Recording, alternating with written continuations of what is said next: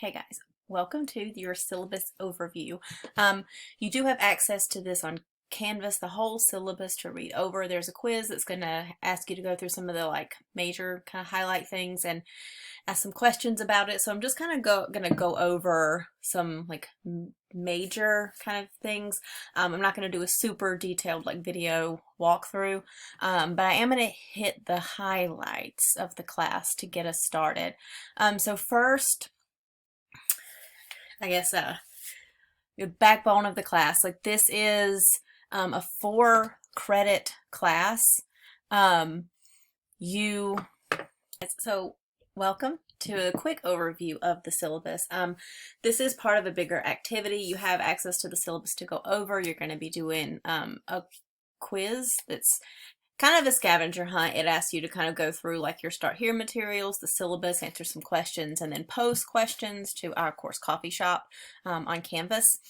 So I'm just going to kind of go through some highlight things here. To get started, one of the things to understand about this class is it is a research and writing intensive class, and it is a 4-credit class. You should expect, I always sort of warn people this right off the bat, you should expect to spend an average of 10 to 12 hours per week for this class, because that does include what would normally be our regular meeting times, plus prep and work that you would have throughout the week, plus the studio component.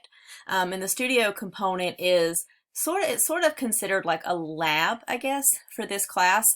Normally, if we were face-to-face, I would say this is our online portion of the class. But we'll talk a little bit more about how the studio sort of fits in a little bit later. We're not starting studio work right now. We have some other things to do to kind of get started with the class, but just to kind of be aware right off the bat that this is a class that you'll need to manage, really kind of manage your time with and kind of keep on top of. So I am Professor E. My Zoom office, and this is kind of like all of our, anytime you go to Zoom, this is the link. It's also available on Canvas, not just the link here.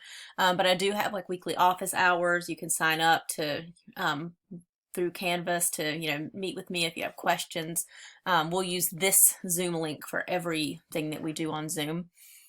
I am going to go ahead and go down to sort of just explaining how the class works. We will be engaging in an inquiry project. That's one of the big things to kind of talk about. It is a research project on a topic that you pick. There is an extensive list of banned topics. I do try to encourage people to pick things that are current and unique and aren't common topics that are done and done and done and done. But we do a project that has a research portion and a writing writing intensive portion. So we'll be starting that project soon because we work on it all semester. And then the other kind of big thing to talk about today is the portfolio. It is a big display of your work throughout the term. As we work on our project, the final drafts of that, along with other work from the semester, will be posted in a final portfolio for the class, and it's the largest part of how you're assessed. So that portfolio gives you a chance to kind of work on your assignments and revise them during the term, select some things that you want to show me. So the project and the portfolio, those are the two kind of big things. What we're going to hit first is some major materials and components and stuff of the class that you need to be aware of. One is that we are using Recomposing, a journal for writers. We are using volume 1 and 2. Volume 1 is provided for you. We'll be providing those in a PDF form. Volume 2 has to be purchased from the bookstore. You can click here to order it. You might be able to get it used, whatever. Any other readings that we do will be provided for you on, I'll be providing them for you on Canvas, or it'll be part of your own research and things that you'll be working on. You will have a Wix website, but we're going to create that together. In fact, this is the platform that I use for the syllabus is Wix, and that's kind of why I use Wix for this syllabus, if people can kind of see it kind of right off the cuff. We will be using that for the digital essay that you'll be writing later in the term. It's the writing portion of the project. So again, like the Wix site is free. You don't need to set it up today. We'll do it together. What you will be setting up like almost immediately is this writing folder, and that will be in your Google Drive. And we'll talk about that more in just a minute. The studio, again, we're gonna kind of talk more after we do one of these studios. You'll kind of get the hang of it and the feel for how it works. A lot of the work for the class is sort of like your daily work, your prep, like activities, brainstormings, like reading responses. I would consider those sort of like low stakes assignments. Your portfolio, your project, those things are obviously like high stakes. Those are like things we spend the most time on and kind of impact your grade the most. Studios are sort of medium. The way they kind of fit into this online class is we do fewer of them. There's about 5 or 6 that we'll kind of do depending on the flow of the class over the term. And they're usually either a larger independent like research activity to push your project and your research, or a writing activity that kind of works on like playing with either your portfolio or another major assignment. It's something that I couldn't just assign it on, Monday and you could have it in by Sunday. It's something that you would probably need, outside of the other work we're doing, you probably need a week or 2 to kind of work on it. So it's a little bit of larger assignment than just what I would consider a daily activity, but they do, support the things that we're already kind of working on in class. And again, after we do one, you'll get the feel for it. The writing folder, again, must be in your Google Drive. You're actually going to submit your writing folder to me by Sunday. This is where all of your basically all of your work for the class goes. It's going to be your, UWRT writing folder, and in it you can create like files or subfolders for you need probably, and I kind of prompt you to do this in your work, your intro work for this week, but kind of a file for maybe daily work and notes, like the smaller stuff, maybe a different one for studio work, a file or subfolder. But again, you'll be kind of sharing that with me, and that's where I'll go to see most of the work that you're doing, to comment on drafts, things like that. Everything will kind of be in that folder. So from there, we're going to go to assessment, everybody's favorite topic. So we talked a little bit about the portfolio. Again, that's the sort of final display of your work, smaller pieces of work, final drafts, reflections, that kind of stuff that you'll submit at the end of the term. I want to talk now about kind of the grading breakdown, how things will work. So the portfolio is 50% of that final grade, primarily because it includes so much from the term, including the final drafts of your big project. So it kind of makes sense that it would be worth more than some of the other things. Also, just kind of keep in mind here that you can make any grade in the class, but if you do not submit in a draft, at least, of any piece of your major project or your portfolio, you cannot pass the course. Failure to submit any, so we have 2 pieces of that final project. As you can see here, there's an annotated bibliography and a digital essay. If you make a 60 in the class, but you do not submit a draft of a digital essay, you still automatically fail the course. It's automatic failure regardless of average. You have to at least do the big things in order to pass the course. Course engagement is 30% of your grade, and course engagement is sort of how you engage with the material kind of on a daily and regularly basis.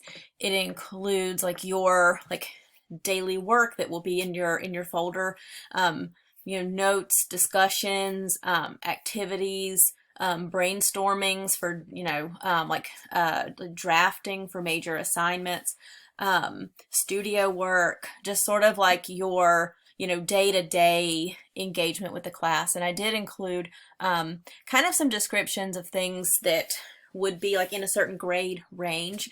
I do this grade holistically.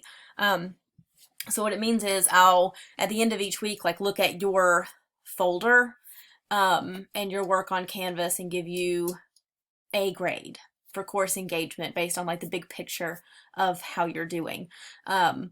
you may submit work on there. It's typically either not graded or it's just complete or incomplete. And I won't even mark it as complete or incomplete unless unless I need to get your attention for something. What I'm doing is looking at like what you're doing every day. And how you're engaging with your work and making that determination. Normally, if you're in an A range, you're doing everything. You're in communication with me if you need extensions. You're submitting all of your work. You're doing all of the prompts. You're taking notes. You're doing the thing.